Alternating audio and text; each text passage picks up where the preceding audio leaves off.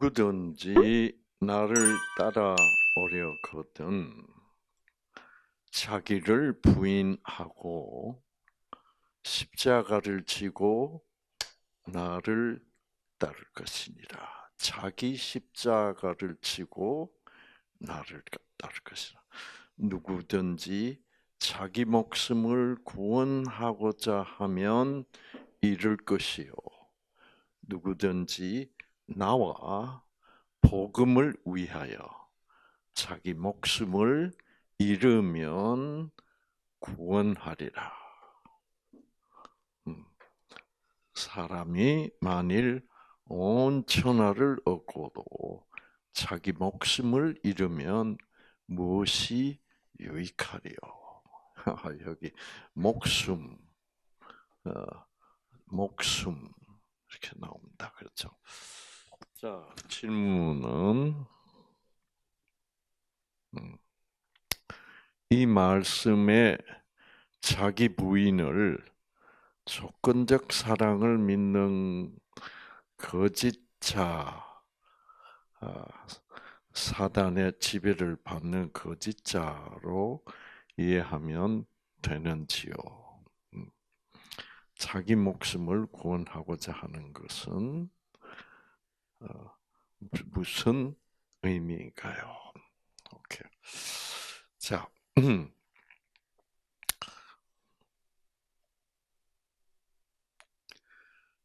누구든지 나를 따라오려거든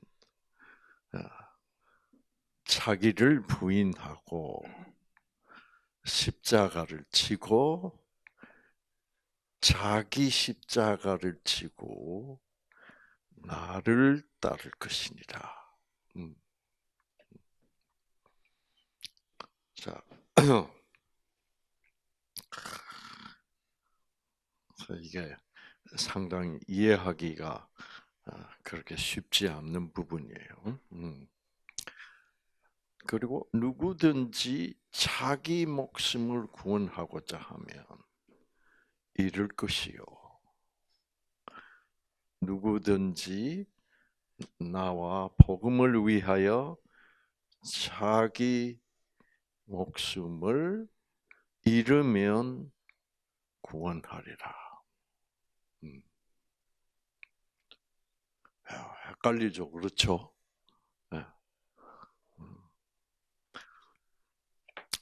자, 여기서 이제 이런 말씀을 예수님이 제자들에게 하시는 바로 그 직전 상황을 한번 봅시다.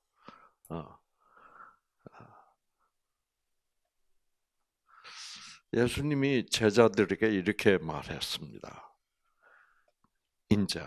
인자는 예수님 자신입니다. 인자가 많은 고난을 받고, 그렇죠. 결국 예수님이 좀 있으면 나는 많은 고난, 종교 지도자로부터 많은 고난을 받고, 장로들과 대제사장, 이게 다 종교 지도자들입니다. 그렇죠? 이 종교 지도자들은 철저히 무엇을 가르치는 사람들이에요? 그래서 조건적, 율법적. 그 예수님은 무조건적 사랑을 전하고 있으니까 이 조건적 사랑을 전하고 있는 종교 지도자들은 결국 예수님을 핍박하고 결국 죽일 것이다 이 말이에요. 장로들과 대제사장들과 서기관들에게 버림받아요. 예수가 버림받아요. 그래서 죽임을 당하고 사흘 만에 살아나야 할 것을 비로소 그 제자들에게 이 말을 이런 내용의 얘기를 처음으로 예수님이 제자들에게 하셨다 이 말이에요. 그러니까 베드로가 예수를 붙들고 항변한다.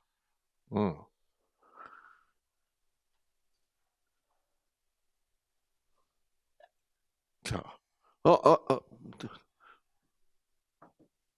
주님이 죽으시다니요. 말도 안 돼. 그리고 예수님 얘기하는 걸 보니까 베드로가 들어보니까 이 예수님은 무슨 작정을 하고 있어요. 죽을 작정을 하고 있고 그것이 그렇게 날 죽을 것이고 나는 죽는다. 이제 예수님이 각오하고 있고 그것이 또 하나님과 예수님의 뭐예요? 계획이야. 그렇죠? 계획이야. 그러니까 베드로는 이거 억장이 무너지는 것 같아. 예수님 평생 따라다니면서 배우고 이러려고 그랬는데 뭐 금방 가신대네.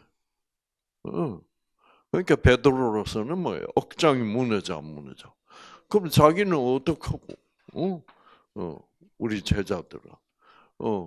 그래서 종교 지도자들한테 잡혀가지고 그 예수님이 뭐 힘없이 그냥 죽어버리면 자기들은 뭐가 되는 거예요?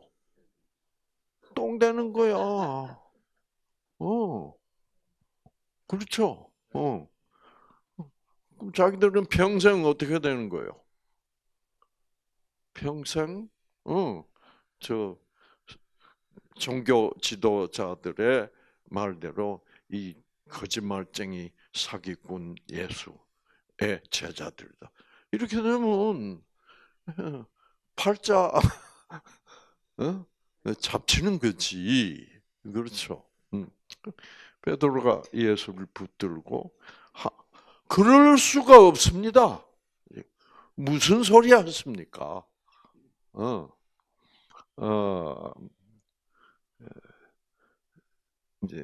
이제 이렇게 항변했다. 뭐 그렇게 약한 소리를 하십니까? 그럴 수 없습니다. 그랬더니 예수께서 돌이키사 그 따라오는 제자들을 뒤에 따라온 제자들을 보시면서 베드로를 꾸짖습니다. 이르되 뭐라고? 사탄아, 베드로고 사탄, 너 사탄아. 이것만 봐도 우리는 흙이요, 아니요? 흙이요. 지금 베드로의 마음 속에 뭐가 들어가 버린 거야? 네, 하나님의 계획, 하나님의 그 모든 죄인을 구원하시려고 자기 아들 예수를 이 세상에 보내어 십자가에서 피 흘리기 대신 죽게 하셔서 구원하시려는 그 하나님의 계획을 모르고 지금 베드로는 무엇으로 얘기하는 거예요? 자기가 느끼는 인정과, 그렇죠? 그러니까 완전히 인간의 이모션, 감정이야. 감정과 그리고 자기 자신의 뭐예요? 예수를 뭐 대단히 위하는 척하지만 그건 실제로 베드로가 그 어떻게 그럴 수 없습니다 하는 그 저변에 깔린 거는 자기 자신을 위한 거야. 그렇죠. 이제 그런 생각은 누가 넣어준 생각이요? 사단을 넣어준 생각이야.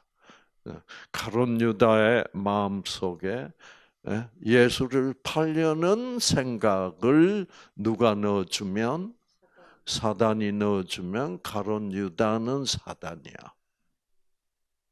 아주 성경의 사고방식은 그거예요. 그건 뭐예요? 인간은 없다는 거야. 흙인데. 그러니까 어떤 영이 우리 속에 들어오느냐에 따라서, 그리고 어떤 영을 우리가 선택하고 내가 그 영을 따라 사느냐에 따라서 우리는 하나님의 아들이 될 수도 있고 또 뭐요? 사단이 될 수도 있는 거예요. 그러니까 그건 우리는 뭐요? 없다는 거야. 그렇죠. 이 인간은 인간 속에 그러니까 어떤 영을 우리 인간이 사람이 받아들이느냐에 따라서 우리의 정체성이 결정될 뿐이지 우리 자신의 정체성이란 거는 진짜 정체성은 내 속에 들어와 계시는 영의 정체성이 우리의 정체성이지 우리 자신으로서는 우리는 뭐냐 너는 뭐냐 그럼 우리는 흙이다 이거야. 음, 그러니까 이 컴퓨터의 정체성은 뭐예요? 어떤 주인을 만났느냐가 얘들의 정체성이지 이 컴퓨터 자신의 정체성은 없잖아. 그렇죠. 컴퓨터는 이게 금속과 플라스틱 쪼가리들이 모인 거야. 그렇죠. 그래서 인간이 어떤 프로그램을 깔았느냐. 그리고 자판을 지금 누가 두드리고 있느냐. 그 사용하는 인간의 정체성이 컴퓨터의 정체성이지. 이게 중요한 개념이에요. 우리가 성경을 잘 못 깨닫는 이유는 자꾸 나의 정체성이 마치 존재하고 있는 것처럼 착각하기 때문에. 그러니까 예수님도 사탄아, 내 뒤로 물러가라. 네가 누구의 일? 하나님의 일을 생각하지 아니하고 도리어 사람의 일을 생각하는도다.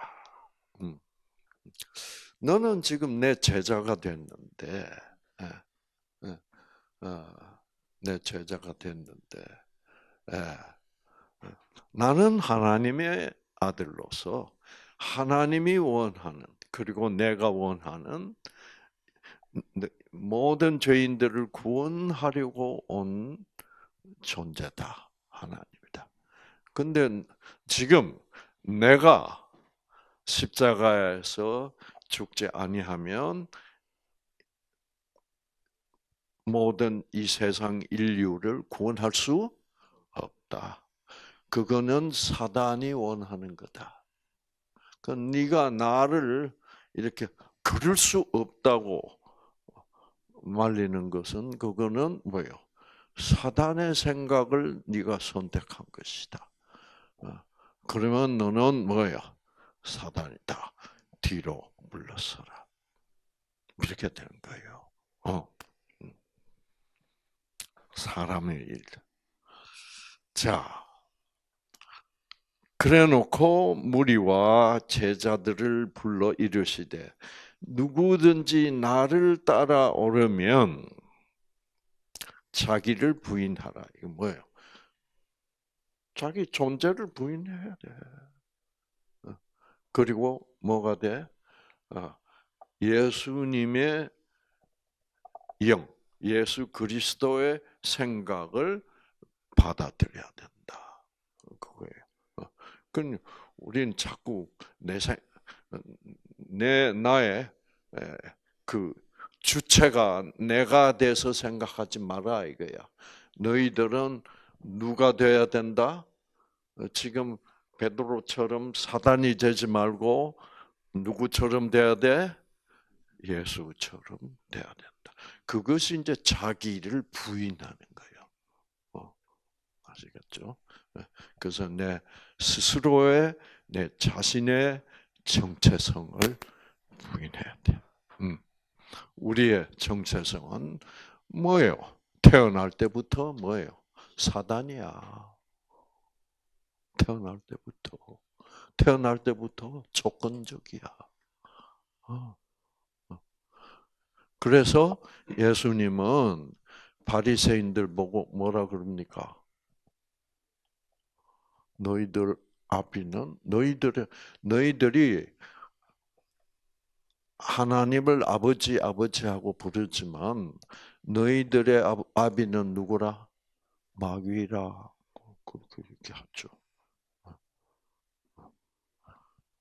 그래서 그 너희들의 정체성은 지금 마귀인데 그거를 나를 따르려거든 너희들이 가지고 있는 정체성을 완전히 부인해야 된다. 어. 그거는 지금 쉽게 뉴스타트식으로 말하면 우리 모든 인간은 조건적으로 태어났기 때문에 우리의 본성은 철저히 조건적이다. 우리는 이 본성을 어떻게 벗어날 수가 없다.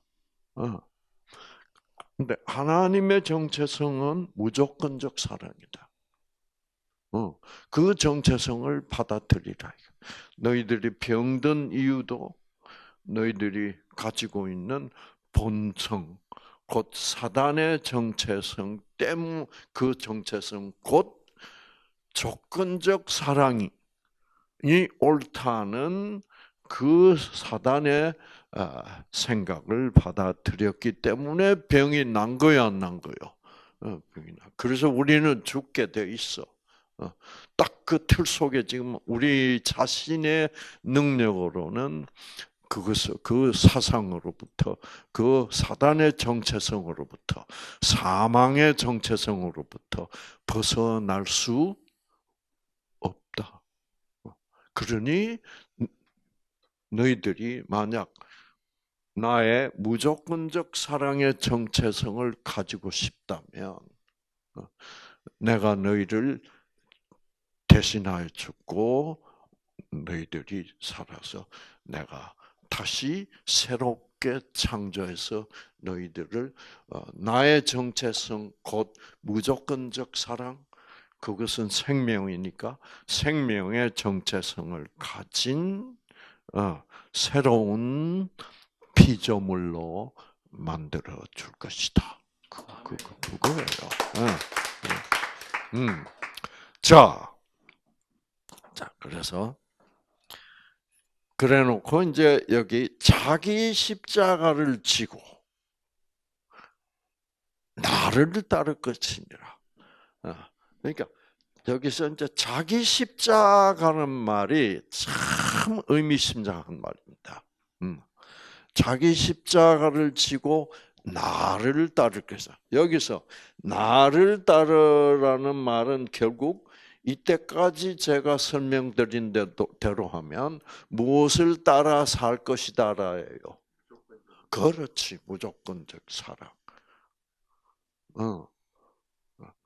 자, 그러면 자기 십자가를 지고 이 자기 십자가라는 말을 자기 십자가를 지라는 말을 사람들이 몰라도 너무너무 몰라요. 자기 십자가라는 게 뭘까?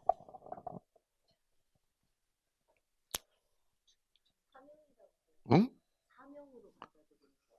사명. 사명. 조건적 신앙을 믿는 것을 죽이는 버리는.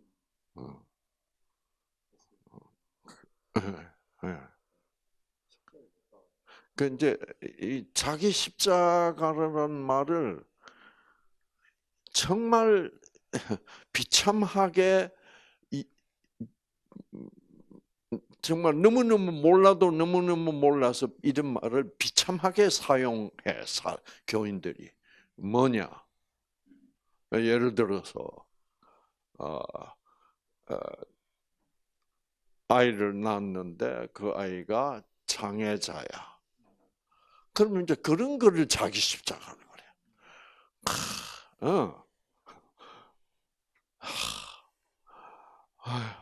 너무 볼 때마다 너무 비참하고 너무 불쌍하고 너무 속상하고 이런 거를 자기 십자가라고 그래. 자기 십자가라는 말은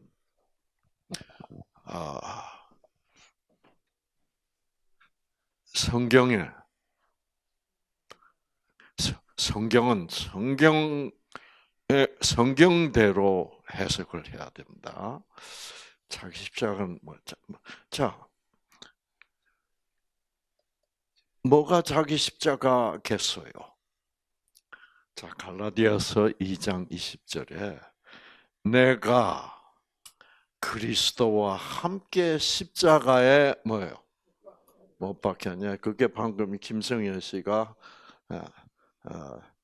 약간 엉성하게 대답했지만 이거를 사도 바울의 말로 딱 고치면 정확하게 뭐예요? 내가 그리스도와 함께 십자가에 못 박혔다. 사도 바울은 이 말을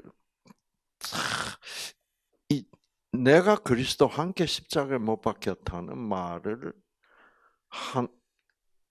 말을 하는 이 사도는 바울밖에 없을 거예요. 이게 참 어려워. 여기서 이제 내가 그리스도와 함께야. 그리스도와 함께 십자가에서 못 박혔나니. 네. 이 말은 뭐냐고 하면 네가 진짜 구원받고 싶다면 너의 정체성을 계속 붙잡고 있을 수가 없다는 거야. 조건적인 그 정체성을. 그래서 이 유전적으로, 본성적으로, 사단적으로 유전받은 그 조건적 사랑의 본성을 그거는 죽여야 된다는 거야. 그 말이에요. 그래서 십자가의 예수를 볼 때 그 예수의 죽음이 바로 너의 죽음이다 이 말이야. 맞아요, 안 맞아요? 왜? 우리는 죽어야만 죄로부터 해방되죠. 그렇죠? 그러니까 그 죽음을 예수가 대신 죽어 준 것이 나로 하여금 죄로부터 해방시킨 거라면 그 예수의 죽음은 누구의 죽음이에요? 나의 죽음이 되는 거지. 그거를 진짜 믿으라 이 말이야. 응? 응? 예수님이 너의 십자가를 지고 오라는 건 너의 죄를 조건적인 그 죄를 죽이고 무조건적인 나의 사랑을 따라와라. 그렇지. 그 십자가에 못 박힌다는 죽음이죠. 사단의 죽음. 그러니까 십자가의 죽음은 결국 뱀의 죽음이야. 구리 뱀의 죽음이고 동시에 나의 죽음이야. 왜? 나는 그 뱀이니까. 참 이런 사상이 어딨어. 이거는 깊어도 이렇게 깊을 수가 없어. 그것이 자기 십자가를 지고 나를 따르라는 말의 해석이에요. 그렇죠? 자, 그러면 쭉 다 읽어봅시다. 내가 그리스도와 함께 십자가에 못 박혔나니 그런즉 이제는 내가 사는 것이 아니요 오직 내 안에 그리스도께서 사는 것이라. 나는 없어졌다. 말이야. 조건적 나의 정체성은 끝났다 십자가에서. 그래서 이제는 조건적인 내가 사는 것이 아니라 무조건적인 그리스도가 내 속에 살기 때문에 나의 정체성은 이제는 예수님이지 이상구는 없다. 김대식이도 사라졌다. 이것이 이제 나를 부인하는 거야. 아시겠죠? 예. 자, 이거를 이제 이게 성경을 참으로 깊이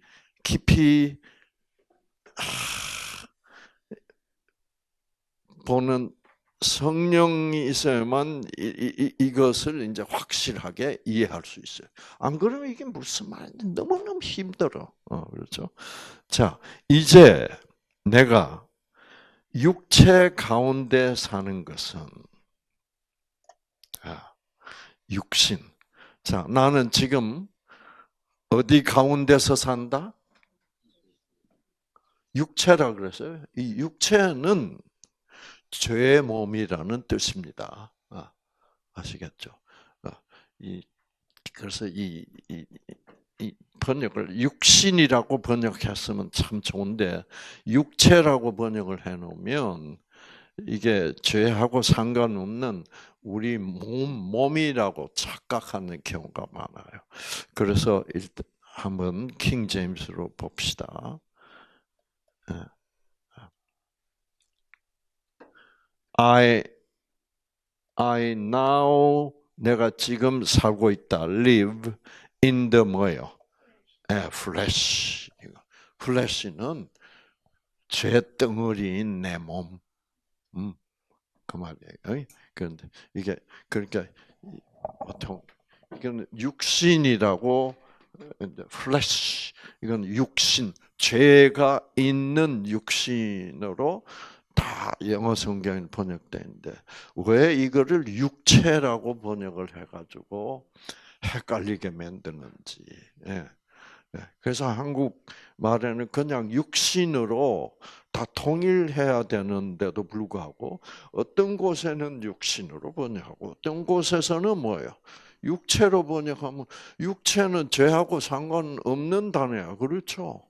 그건 영어로는 body니까. body는 body지. 죄 있고 없고가 그건 상관없는 단어야. 어, 어, 몸으로 써줬으면 그 다음에 이어진 나를 사랑하사 자기 몸을 버리신 할 때 그 몸이랑 연결이 돼서 이해가 더 쉬웠을 것 같아요. 그렇지. 자, 그래서 내가 육체니까 죄 있는 육체니까 I live by faith of Son of God. 이런 말이고, 아이고 내가 이 순간 처음 발견했네. Faith of Son of God. 오, 어? 그렇지. 하나님의 아들이 믿는 그 믿음. 이거 이 순간 처음 봤네. 이건 챗GPT도 찾지 못했네.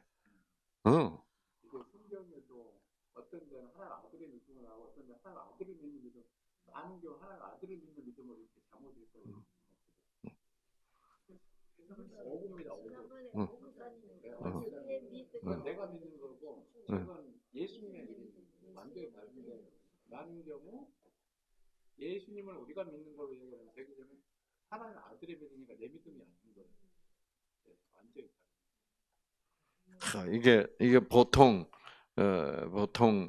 우리가 이거를 지금 이제 다른 성경을 보면 이거를 faith of라고 안 하고 faith in 그래서 in faith in 우리가 예수를 믿는 믿음. 그런데 킹 제임스는 확실히 이렇게 정확해요. 그래서 예수가 하나님을 믿는 믿음. 뭐로 우리는 구원을 그 같은 믿음으로 구원을 받는다는 얘기거든요. 자, 그래서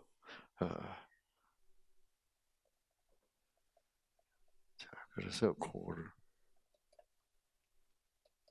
하고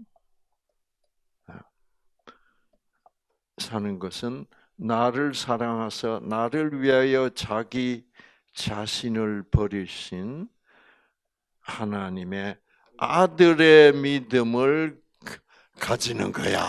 그래서 여기 이제 그 아들을 믿는 믿음 안에서 사는 것이라고 이렇게 그러니까 하나님의 아들의 믿음이 아니고 아들을 믿는 믿음으로 이렇게 바꿔버린 거예요. 자, 그리고 이제 혹시 킹 제임스 번역은 뭐라고 했나? 여기도 하나님의 아들을 믿는 믿음으로 아들의 믿음이란 말을 없애버렸어. 자, 이제 그러면 우리가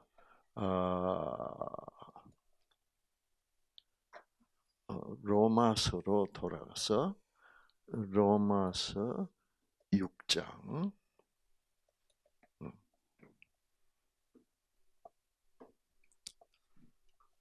자, 그런즉 우리가 무슨 말을 하리요?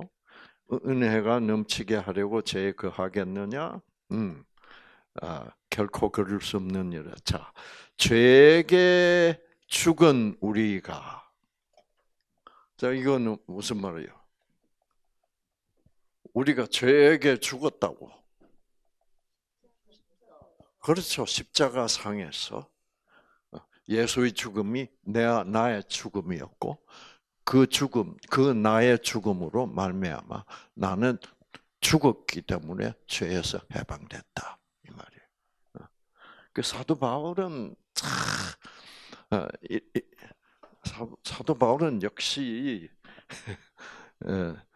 이제 그 베드로나 요한이나 이런 어부들이 못하는 말을 이렇게 깊이 하는 거예요. 그래서 이 어부들 말은 이런 복잡한 말이 없어. 결국 죄에게 죽은 우리가 어떻게 더 이상 그 죄 가운데 살겠느냐? 예수 그리스도 안으로 침례를 받은 세례를 받은 우리가 자 예수 그리스도 안으로 침례를 세례를 받은 우리가 그의 죽으심 안으로 침례 받은 것을 알지 못하느냐. 자, 이 말은 우리가 세례 받잖아요. 그러니까 세례란 말은 사실 성경에서 없어져야 돼요. 왜냐하면 세례는 뭐 어떻게 하는 거라? 물을 뿌려서 이거는 성경의 그 의미하고는 맞지 않아요. 자, 침례는 어떻게 한다고? 예, 우리가 물에 잠겨요. 온 몸이 물에 팍 잠기면 나는 죽었다 해요. 그게 이제 자기를 부인하고야. 나는 죽었어. 나는 이제는 흙으로 돌아갔고 나의 정체성은 예수다. 이제 이 뜻이에요. 그래서 다 죽고 예수가 부활했듯이 뭐요? 우리도 다시 죽음, 즉 물속 죽음에서 다시 어떻게 살아난다. 재창조가 된다. 새로운 피조물로서 다시 우리는 새로운 그 완전히 예수의 정체성을 가진 나. 이제 그때는 그것이 나야. 이제 그래서 그러므로 우리가 그와 함께 받은 침례에 의하여 이 성경은 한글 킹 제임스입니다. 킹 제임스 성경을 한글로 이제 번역한. 그래서 그러니까 킹 제임스는 계속 침례라는 단어를 쓰지 세례라는 단어를 안 씁니다. 그러므로 우리가 그와 함께 받은 침례에 의하여 예수의 죽음 안으로 장사되었으니 이는 아버지의 영광으로 인하여 그리스도를 죽은 자들로부터 일으키심과 같이 우리도 또한 생명의 새로움 가운데서 행하게 하려 하십니다. 옛날에 성경 처음 볼 때 이게 무슨 소리인지 막 복잡하잖아요. 그래서 이 말은 그래서 우리가 그와 함께 죽음 안으로 장사되어서 안 됐어. 그렇죠. 내가 그 예수의 십자가의 죽음을 나의 죽음으로 받아들였으면 예수가 장사 지냄을 받았듯이 나도 장사 되었어 안 됐어. 사실은 별로 어렵지 않아. 이제 이런 게 어렵고 막 헷갈리는 이유는 나의 정체성을 있다고 믿는 그 사고 방식 때문에 이게 무슨 소리인지 알 수가 없는 거죠.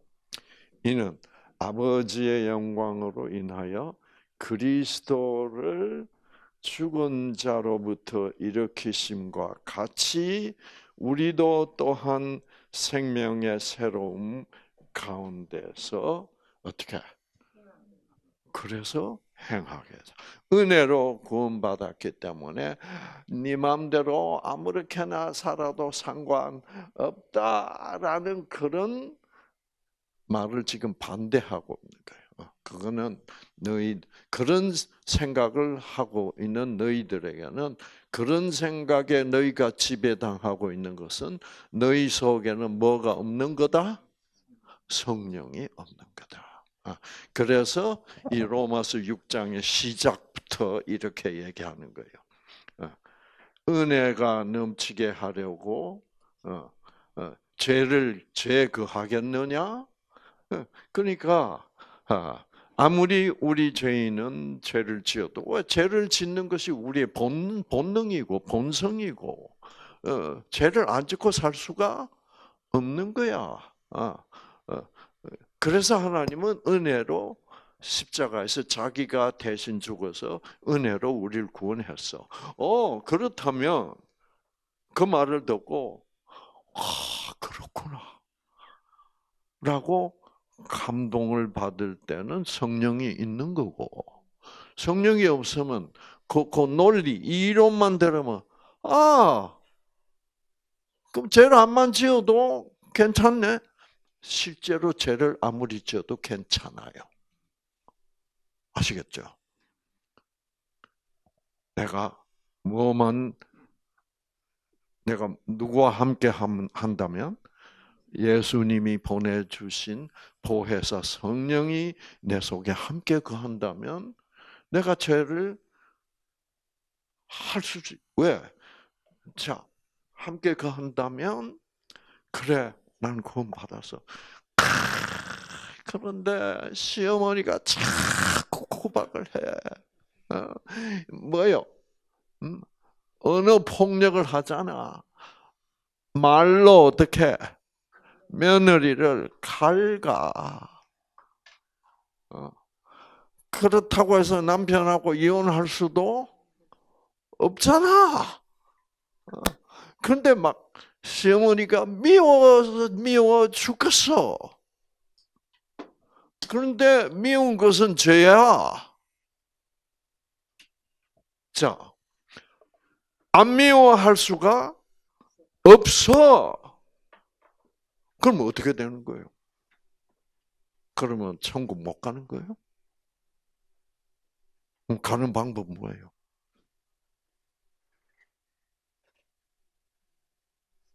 성령님이 우리에게 찾아오실 수 있고, 성령님이 오시면 죄를 이전보다 더 크게 짓지는 않게 되잖아요. 그건 아니에요.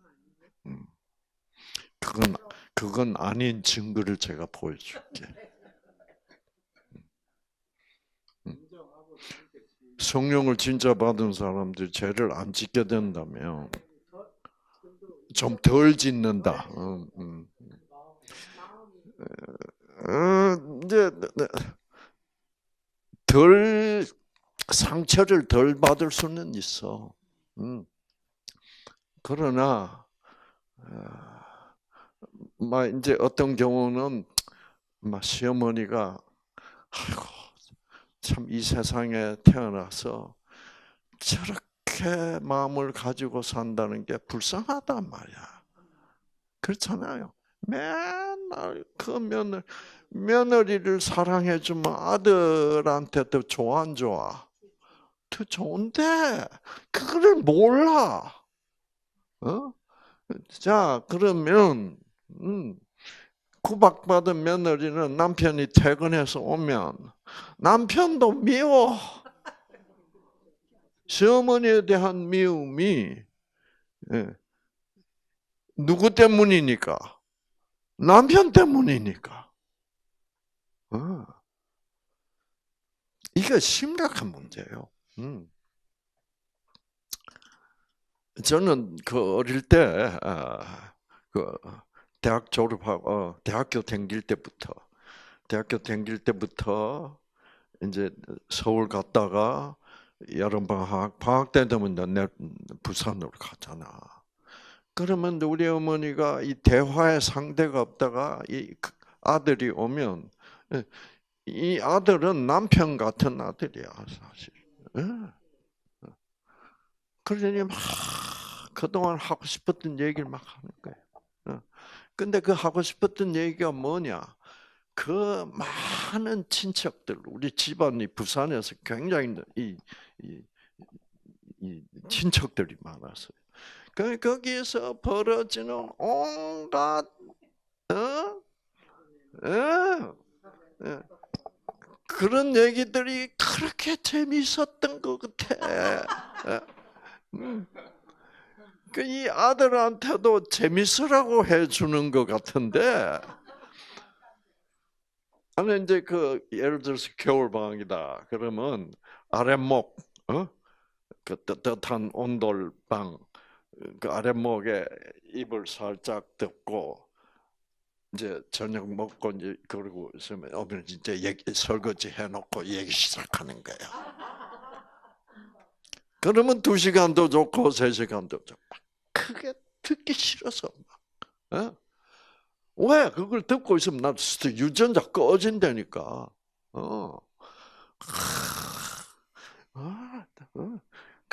막 시어머니가 밉고 막 이렇잖아요. 제가 나 결혼 안 해야 되겠다. 왜? 우리 어머니가 너무 불쌍해. 앞으로 내가 결혼하면 이런 고통을 우리 어머니가 당할 테니까. 그 생각까지 했다니까. 그래서 근데 이제 그러면 어떡하지? 그래서 그러다가 이제 결혼했단 말이에요. 자, 이거 큰일 났어.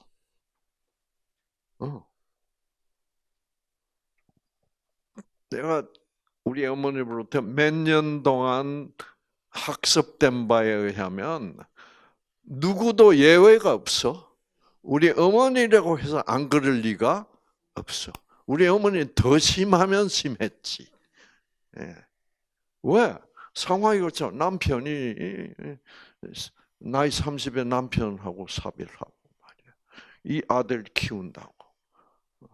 그런데 어떤 여자가 와서 이 아들을 차지해 버렸어. 뺏어간 거 아니에요. 그러니까 아들은 또 마누라한테 뿅가가지고 이랬었고 어머니는 별로 관심이 어머니한테 관심이 떨어질 수밖에 없지. 그러면 어머니로서는 치명상이야. 이제 이 똑같은 코스를 반복하는데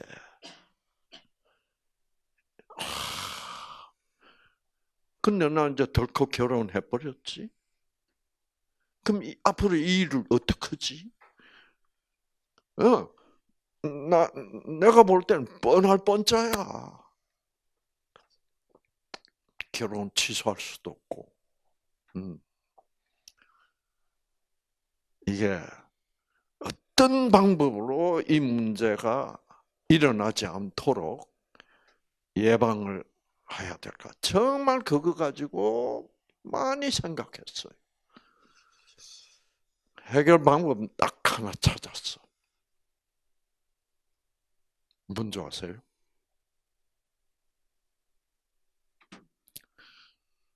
너희들끼리 알아서 해.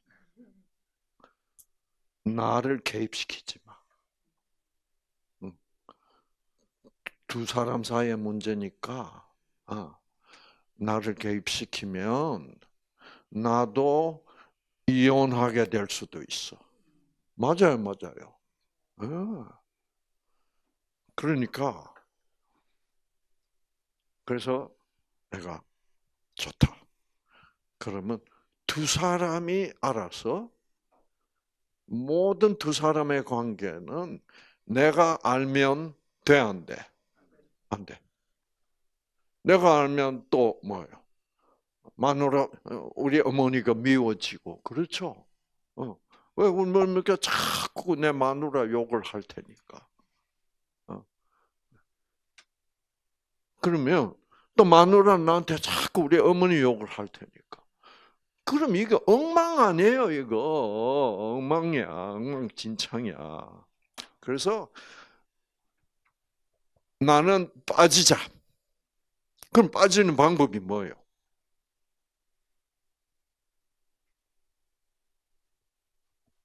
빠지는 방법이 두 여자에게 선언을 해야 돼. 나는 이렇게 할 겁니다. 어머니, 내 아내와 어머니 사이의 일은 두 분만 알아서 하시고 저는 전혀 관여하지 않는다. 그것이 행복의 뭐예요? 행복할 수 있는 유일한 길이라는 것을 내가 깨달았다. 그러니 어머니 섭섭하시죠? 저한테 우리 아내 원망하지 마세요. 불평하지 마세요. 우리 아내 보고 당신도 나한테 불평하지 마. 둘이서 해결해. 싸우든지 뭐 죽이든지 살리든지. 그랬더니 우리 어머니가 내가 너를 어떻게 키웠는데 이제 이렇게 나옵니다. 네가 내 말을 안 듣겠다고? 그렇습니다, 어머니. 제가 어머니 말을 듣고 하면 저도 망가지고,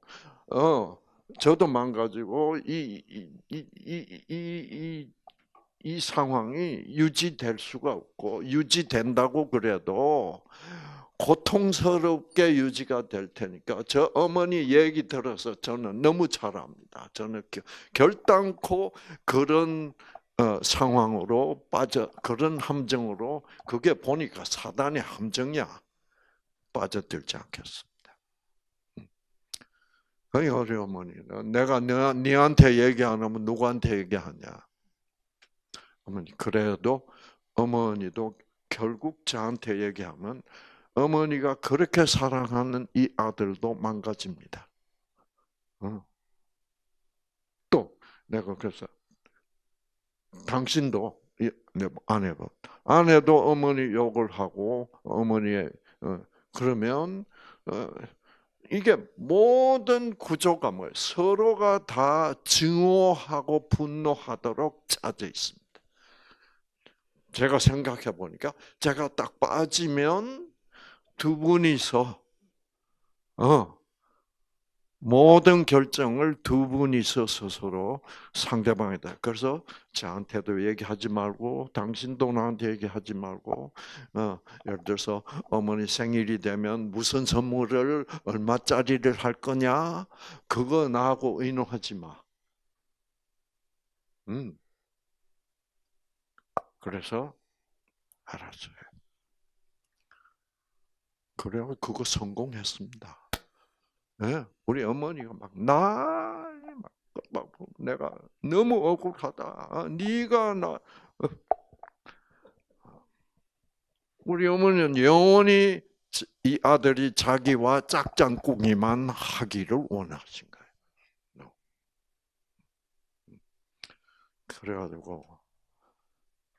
그래가지고 우리는 고부간의 갈등이라는 게 하나도 없었어. 하나도.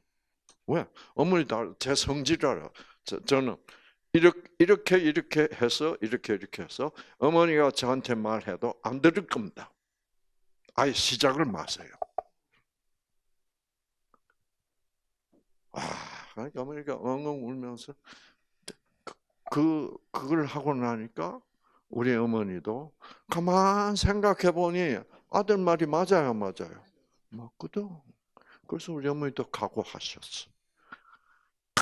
그래서 성공했다고. 그래서 고부간의 갈등으로 내가 스트레스 받은 일은 한 번도 없어. 예? 그러니까 참 어떻게 보면 저는 참 이기적이야. 그렇죠? 그러나 이거를 세계 평화라 그런다. 네. 세계 평화를 위하여 제 자신이 어떻게 이거를 어떻게 한다? 총대를 맸어 제가. 그러니까 이제 마누라도 기분 나빠 안 나빠? 나쁘지. 그 두 여자한테 다 미움을 받았다고. 근데 뭐 미워해보니 뭐 어떻게? 그래서 그래서 저는 지나간 그 삶 속에서 이 고부간의 갈등으로 스트레스 받은 거가 하나도 없음에 대하여 하나님께 너무나 감사합니다. 하나님이 그 아이디어를 주셨던 것 같아요. 예. 자, 그래서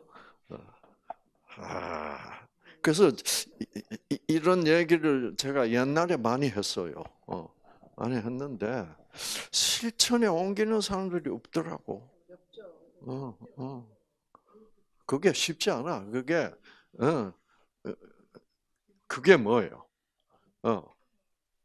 자, 왜? 그렇게 되면 제가 무슨 자식이 돼? 불효 자식이 돼야 돼. 그 불효 자식이 되는 것도 좋아. 그러니까 나는 나의 정체성을 어떻게 부인할 거야. 이거예요. 왜? 세계 평화를 구원을 위하여. 그러니까 나중에 결과는 뭐예요?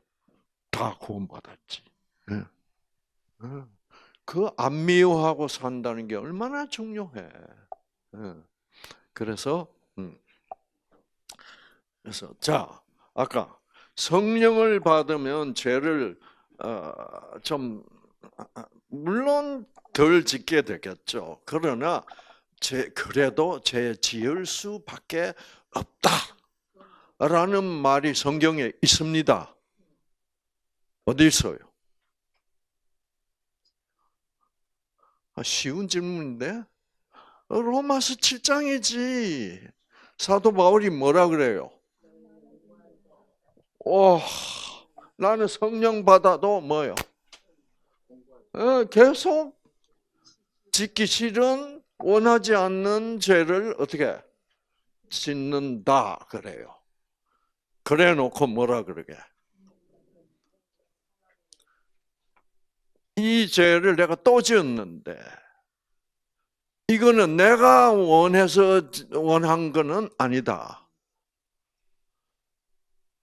그러면 내가 원하지도 않는데 내가 이 죄를 또 지었다면 그거는 내가 원하지 않았기 때문에 이 죄를 지은 주체는 내가 아니다라고 말할 수 있다. 맞아요, 맞아요. 그럼 누구예요? 그렇지. 내 육신 속에 거하는 죄니라, 사단이니라. 그래서 사도 바울은 내 육신에 사단의 가시가 박혀 있다. 그 사단의 가시는 끝까지 없어지지 않는다. 언제가 돼야? 그러므로 나는 새로운 피조물이 되어야 된다. 그렇죠. 왜? 그렇지 않으면 새로운 피조물이 안 되면 나는 이 사단이 내 육신에 박아놓은 가시대로 살 수밖에 없다. 얼마나 솔직해. 예. 그래서 내가 이 가시 때문에 육신의 가시, 사단의 가시라는 단어는 어디 나오게? 고린도 12장, 후서 12장.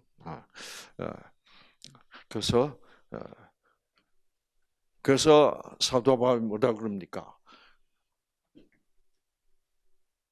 육신의 가시, 곧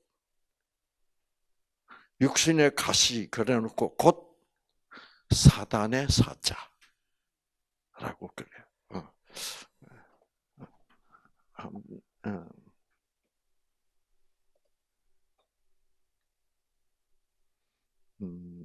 고린도 후서 12장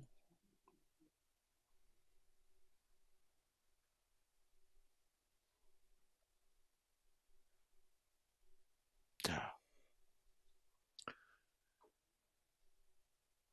내 육체의 가시 곧 즉 사단의 사자. 사단의 사자라는 말은 사단의 체제하에 조건적 체제하에 있는 사단을 따르는 악령들이야, 귀신들이란 말이에요. 아시겠죠? 사자를 하나님이 내게 주셨으니 이거는 하나님이 주셨다는 말은 말이 안 되죠. 이런 거를 반어법이라 그럽니다. 그렇죠? 그러니까 반어법은 여러분이 잘 아는 거고.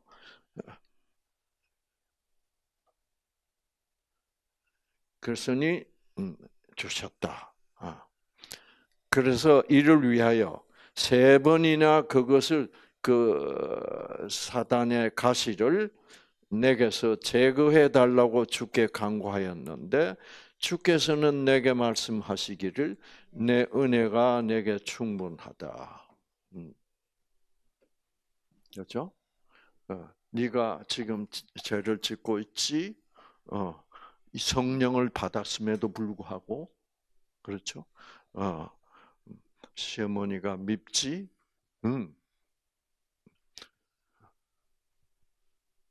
시어머니가 탁 성령 받고 나서 안 미울 수 있다면,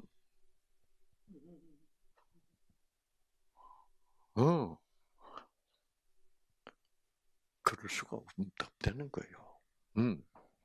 자, 그럴 수 없다는 얘기예요. 하나님이 시어머니가 안 밉게 해달라고 3번이나 기도했는데도 하나님이 안 해주시더라. 왜? 왜 안 해주게? 그게 되면 내가 뭐가 되게? 내가 천사가 돼버려. 그러면 어떻게 된다? 그 결과는 끔찍하다 이 말이에요. 왜? 전부 다 교주가 돼버린다니까. 맞아. 나는 이제 아무도 안 미워할 수 있어. 김정은이도 안 믿고, 또 그 누구도 안 믿고.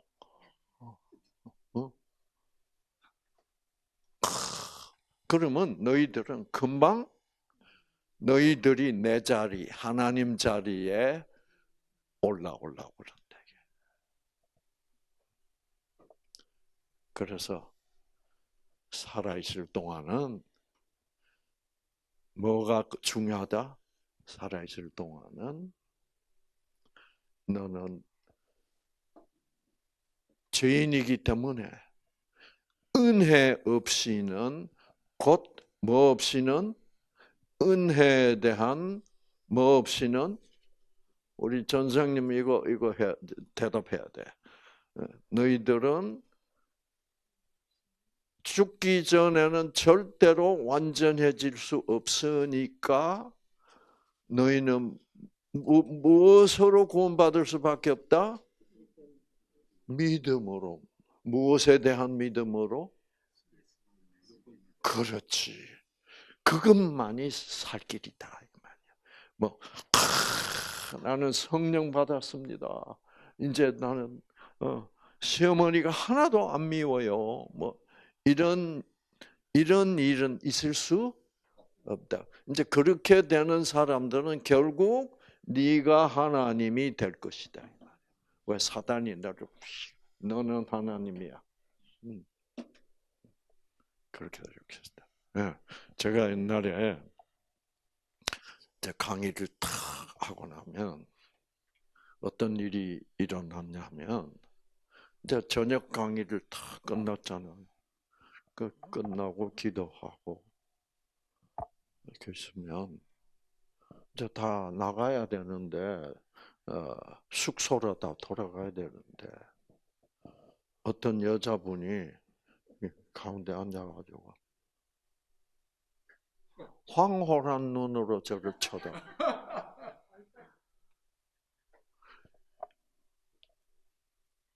교주되기 문제 없어요. 이 마음만 살짝 내가 이런 존재야? 그러면 사단은 꼭 그런 사람을 나를 끌어당긴다, 유혹한다. 숙소로 안 가세요? 그러면 대답도 안 하고. 빨리 가서 주무시죠. 그럼 박사님이 금방 기도하실 때 박사님 몸에서 광채가 났대.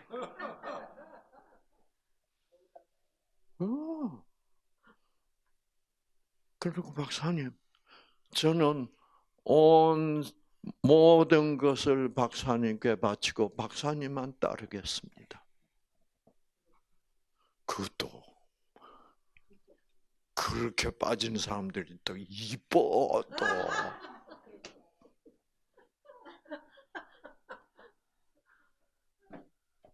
믿고 싶어 안 믿고 싶어? 내 몸에서 빛이 난다고 믿고 싶어 안 믿고 싶어? 그럼 재산 다 바치겠대. 자기는 이제 살아갈 목적을 발견했대.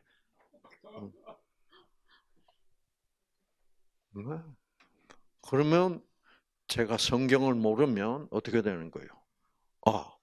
나는 성령을 받아서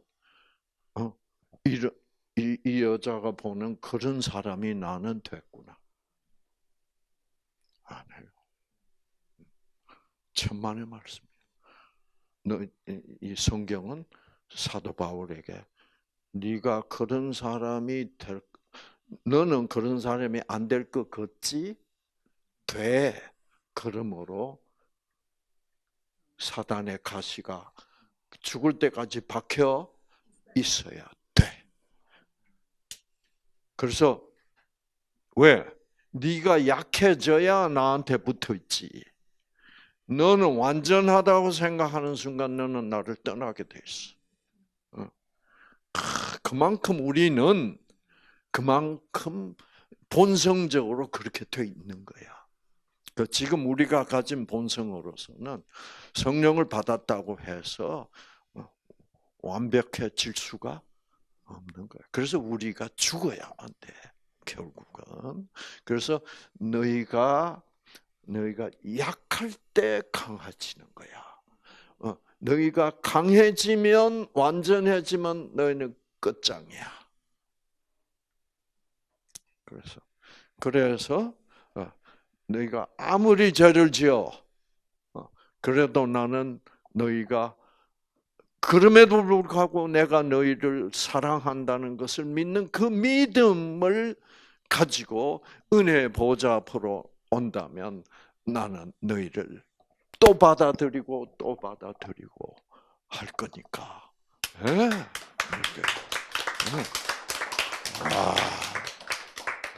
이렇게. 이게 상식적으로는 말이 안 됩니다. 그러니까 사람들이 몰라요. 제가 방금 한 이 말은 또 죄를 짓고 또 죄를 짓고 또 죄를 짓고 해도 믿음으로 일어나면 하나님 받아주십니다. 이 말은 상식적으로 말이 돼요? 도덕적으로는 말이 안 되거든. 또 짓고 또 짓고 또 짓고 해도 된다니 그게 무슨 말이 그런 말이 있냐. 그러니까 이 무조건적 사랑의 하나님을 확실히 알면 그렇게 돼 있는 거야. 그걸 우리가 차마 믿을 수가 없어. 왜? 그거를 믿는다고 하면 내 자신이 마치 뭐요? 도덕을 완전히 무시하는 인간이 돼버리잖아.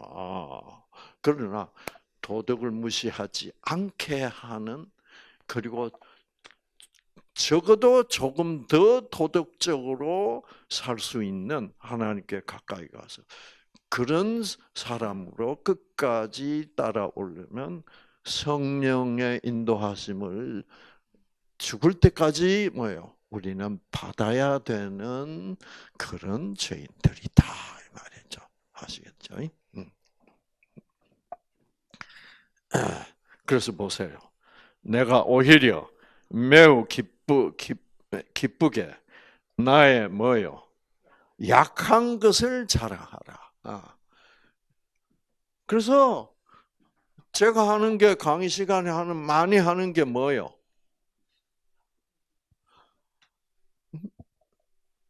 나도 이런 죄인이라는 거. 이거를 노출시켜야 돼. 근데 이거를 노출시켜서 설교를 하면 교인들은 수준이 낮기 때문에 아니 무슨 말 이해가 안 가는 거예요. 그러니까 이거를 지금 못 하고 있는 거예요. 아시겠죠? 근데 이제 여러분들이니까 이제 충분히 일부 뉴스타트 강의를 통해서 무조건적 사랑에 대한 이해를 바탕을 탁 세워놓고 이런 얘기를 해야지. 그냥 뭐 생짜배기 그렇죠. 이런 얘기를 하면 우리 목사님 이상하다 그래. 그래서 근데 이제 이거는 이런 내용을 설교를 하려면 정말 깊이 영적으로 깨달아야 돼. 그래야지 이거를 그냥 원고를 써가지고 읽으면 이거는 말이 안 돼. 이거는 무슨 개소리가 돼버리지. 개소리 아니에요. 아무리 죄지어도 오케이 라는 뜻으로 그렇죠. 자, 그래서 이제 뭐가 남았나? 일단 시간이 많이 갔으니까 여기서 끝나고 저녁 시간에 남은 거 계속 정리하겠습니다. 나의 십자가, 우리들의 십자가. 예수님이 말씀하신 대로 각 제자들마다 자기 십자가를 지고, 참 이 말씀 깊이 이해하게 하여 주시옵소서. 당신의 성령을 보내셔서 하나님은 나를 이미 죽었다고 보시는구나. 그래서 정말 이렇게 믿는 자들만이 과연 정말로 예수님은 나의 죄를 완전히 대신 지시고 죽으셨고 우리는 새로운 피조물이 아직도 되지도 않았음에도 불구하고 너희들은 새롭게 되어 나의 자녀가 되어 있다 라고 말씀하시는 것, 얼마나 놀라운 말씀입니까? 정말 우리는 아직도 이렇게 죄를 짓고 있는, 성령을 받았어도 죄를 짓고 있는 이런 인간들임에도 불구하고 하나님은 너희들은 나의 자녀가 되었다 이렇게 말씀하여 주신다는 것. 정말 우리는 한순간 한순간마다 나는 하나님의 자녀가 되어 있다는 이 놀라운 진실. 사실은 아직도 우리는 죄인이지만 너희는 나의 자녀가 되어 있다. 왜? 너희들은 이제 예복을 입었잖아. 너희들은 가죽옷을 입었잖아. 너희는 아직도 야고보지만 에서의 옷을 입었잖아. 믿어줬잖아. 그 믿음을 받아들이신 하나님을 생각하고 우리는 이미 구원을 받은 것임을 계속 생각하고 확신하면서 하루하루 강력한 생기를 받아가면서 치유받는 놀라운 당신의 자녀들을 되게 하여 주시옵기를 예수님 이름으로 기도합니다. 아멘.